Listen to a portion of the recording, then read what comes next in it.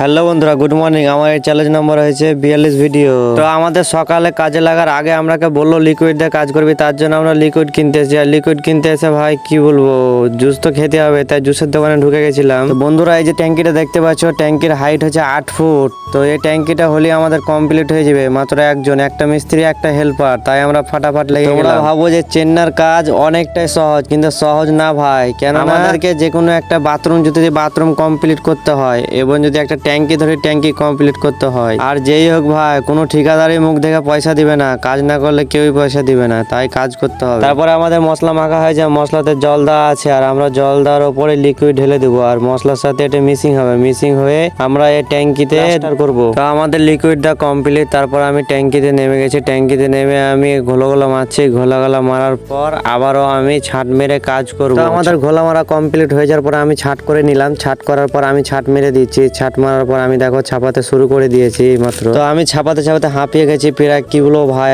ট্যাঙ্কিতে নেমে অনেকটাই গরম, কেননা আমি 8 ফুট নিচে আছি, আর দেখতে পাচ্ছ আমার ঘাম চুইছে।